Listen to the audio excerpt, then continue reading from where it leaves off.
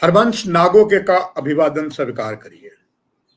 मैं अकेला ही चला था, जाने मंजिल मगर लोग साथ आते गए, कारवां बढ़ता गया। मजरू सुल्तानपुरी के इस शब्द में आज चुनाव आयोग की जो 3 सदस्यीय टीम आई है जम्मू कश्मीर की चुनाव के बारे में स्थिति जानने के लिए, उसके लिए ये मैंने रखे हैं। इसका ब्यौरा मैं इसी खबर में आपके साथ दूंगा। चुनाव आयोग की 3 सदस्यों की टीम 2 दिवसीय जम्मू के दौरे पर पहुंच गई है। हालांकि पहले जो दौरा था वो 3 दिवसीय था, जिसमें 2 दिन जम्मू कश्मीर में बिताने थे और 1 दिन जम्मू में बिताना था। फिर कुछ ना कुछ ऐसा हुआ कि दौरा 2 दिन के लिए कर दिया गया, एक जम्मू के लिए, एक श्रीनगर के लिए। अब आज श्रीनगर में पूरा जो दल पहुंचा है उसमें चुनाव आयुक्त श्री राजीव कुमार, श्री गणेश्वर और डॉक्टर सुखबीर सिंह संधू हैं। ये टीम जब आई, जहां एक तरफ जम्मू कश्मीर के कानून व्यवस्था बनाए रखने वाले अधिकारी, जिसमें डायरेक्टर जनरल पुलिस लेकर और भी जितने दल अधिकारी हैं उनसे मिले, और इसके बाद ये चुनाव आयोग की टीम ये अलग अलग विभिन्न राजनीतिक दलों से मिली, जिसमें स्थानीय राजनीतिक दल, चाहे पीडीपी, नेशनल कॉन्फ्रेंस और जो दल हैं जो जिनका ज्यादा प्रभुत्व जो है वो कश्मीर घाटी में है, उनसे मिला। और जम्मू से बहुत से राजनीतिक दल, जिसमें Bharatiya Janata party, Congress, BSP, panther party और कई राजनीतिक दल जो हैं, वो जम्मू के जो नेता है वो ज्यादातर हवाई जहाज के द्वारा जम्मू से श्रीनगर पहुंचे और अपनी बात की। कल चुनाव आयोग की टीम वापस आ जाएगी जम्मू में यहाँ आएगी और एक संवाददाता सम्मेलन करेगी। अभी तक जो जानकारी मिली है श्रीनगर के लिए, ये जो जानकारी मिली है, केंद्रीय मंत्री भी दिल्ली से यहाँ आए हुए हैं और एक लाल चौक में भी कार्यक्रम किया जा रहा है, जो सबको ये बताना है कि ऑल इज वेल, सब कुछ ठीक ठाक है। और चुनाव के लिए अगर लाल चौक, जहां तिरंगा भी लहराता है, जब लाल चौक एक समय आतंकवाद के साए के नीचे था, वहां भी कार्यक्रम करना है। हालांकि ऐसे कई अच्छे राष्ट्रवादी कार्यक्रम जो हैं वो लाल चौक में और कश्मीर के हर स्थान पर हो रहे हैं। हर जगह तिरंगा फहराया जा रहा है। धार्मिक कार्यक्रम भी पूरे जोशो खरोश के साथ होते हैं। और खबर तो ये भी है कि ये चुनाव आयोग की 3 सदस्यों की टीम कुछ ग्रामीण क्षेत्रों में भी जाएगी, स्थिति का जायजा लेगी। हालांकि ग्रामीण क्षेत्र कहें तो श्रीनगर से कोई ज्यादा दूर नहीं है, शहर के आसपास ही है, वहां पर भी ये जाएगी। अब सवाल ये है, आन खड़ा हुआ है कि जब सारी ही राजनीतिक दल जो हैं वो श्रीनगर में मिल चुके हैं, जिसमें जम्मू से स्पेशल जो दल गए हैं, Bharatiya Janata party, Congress, panther party, Bahujan Samaj party वगैरह वगैरह बहुत से दल गए हैं। अब बात यह है कि हमेशा एक बात लगातार सदियों से चली आ रही है कि जम्मू के साथ सौतेली माँ का व्यवहार होता है और हमेशा ही कश्मीर को तहरीर दी जाती है।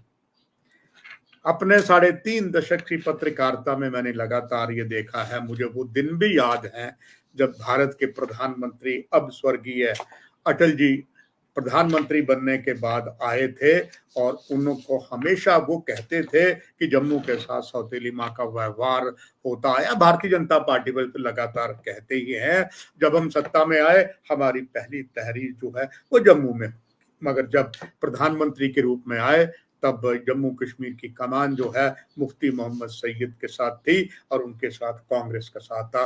कांग्रेस के डिप्टी चीफ मिनिस्टर थे पंडित मंगत राम शर्मा। जब श्रीनगर में आए, संवाददाता सम्मेलन किया, चूंकि मैं जम्मू से जाता था, मेरा हेडक्वार्टर जम्मू में था, मैं प्रिंट मीडिया में था, तब मैंने अटल जी से एक सवाल पूछा था कि माननीय प्रधानमंत्री, आप तो सदैव कहते रहे हैं जम्मू के साथ सौतेली माँ का व्यवहार होता है, कश्मीर को तहरीर दी जाती है, आप प्रधानमंत्री बने, आपका पहला दौरा कश्मीर में आ गया, जम्मू कब आएंगे? विश्वास मानिए, जिन्होंने दृश्य देखे हैं अटल जी, तो सचमुच लगा कि कहीं ना कहीं गलती हुई है हमारी सरकार से। भारतीय जनता पार्टी ने आश्वासन दिया कि अगला जो मेरा दौरा कश्मीर का होगा, और हुआ भी ऐसी है। हालांकि जब हुआ वो बड़ी दुखदाई घटनाएं थी, संसद पर हमला हो गया था, सेना हमारी पाकिस्तान के साथ आई बाल टू आई बाल थी। तब जो डिप्टी चीफ मिनिस्टर थे, मैं सर्किट हाउस में था, और जब डिप्टी चीफ मिनिस्टर थे उनके साथ जो सहयोगी मंत्री थे चौधरी गारू राम, वो सर्किट हाउस मेरे कमरे में आए, उन्होंने मुझे जोर से हग किया, कह रहा ये जो हग जो मैंने किया है ये पंडित मंगत राम जी के द्वारा है, और उन्होंने मुझे एक मिठाई का डब्बा भी भेजा कि कम से कम जम्मू की बात कोई तो करता है। समय समय पर मैं जम्मू की बात करता रहा, ये मेरा दायित्व बनता है। और खास करके जब यहाँ पर अमरनाथ यात्रा पर एक बहुत बड़ा आंदोलन हुआ, मैं प्रिंट मीडिया के साथ यहाँ पर स्थानीय जो चैनल जेके चैनल था मैं उसके साथ था, और हमने अपना दायित्व निभाया। पहली बार देश को, देश के राष्ट्रीय समाचार पत्र वालों को पता लगा Jammu is an also problem, Jammu में ज्यादा सौतेली माँ का व्यवहार हुआ है। मगर अब मुझे प्रसन्नता हुई, आज दोपहर को मेरे ही छोटे भाई समान बड़े वरिष्ठ पत्रकार पवन शर्मा, जो पहले दैनिक जागरण में हम एक साथ थे, और उन्होंने, मुझे याद है 1990 के जब पत्रकारिता ज्वाइन की, 2000 में उन्होंने मुझे विधिवत रूप से एक गुरु का दर्जा किया था, और बकायदा पंडित जी को बुलाकर पूजा की थी। जिस प्रकार किसी को अगर गुरु धारण किया जाता है तो उन्होंने वो जो सारा विधिवत पूजा की बिश्नाह में हुई थी, और तब उसके प्रत्यक्ष बहुत से लोग गवाह थे। तब वहां पर एमएलए अश्विनी भी इसके गवाह बने। आज तक पवन शर्मा मुझे अपना गुरु मानते हैं, और गुरु पूर्णिमा के दिन वो विधिवत रूप से इसकी पूजा भी करते, जो गुरु शिष्य के बीच होती है।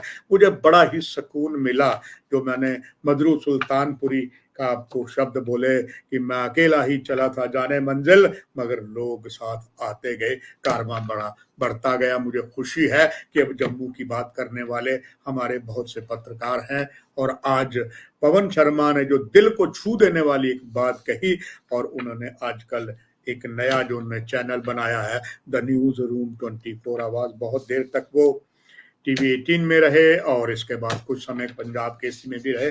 अब उन्होंने अपना चैनल बनाया है। उससे एक संतोष होगा कि जम्मू की बात करने वाले अब लोग तो है, कारवां बढ़ गया है।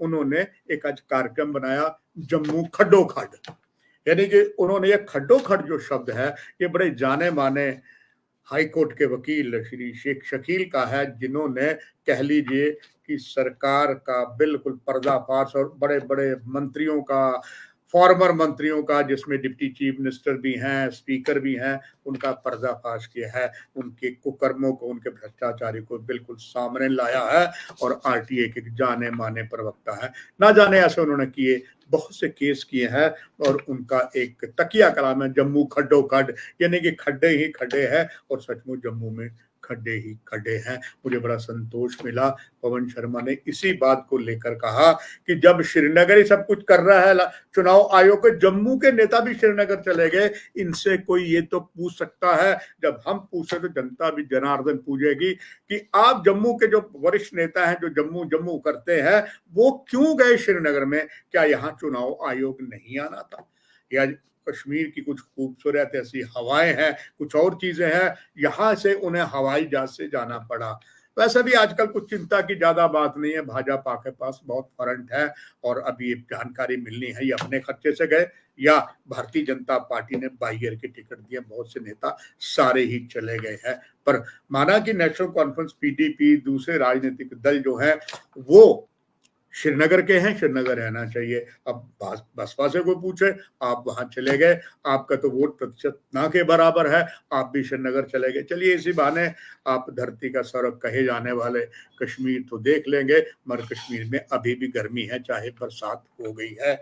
और ऐसे में भारतीय जनता पार्टी के जाना, कांग्रेस का भी जाना, कांग्रेस ठीक है वहां पर भी है, यहाँ पर है, मगर जम्मू से कुछ कांग्रेस के नेताओं का जाने पर भी सवाल खड़ा करता है।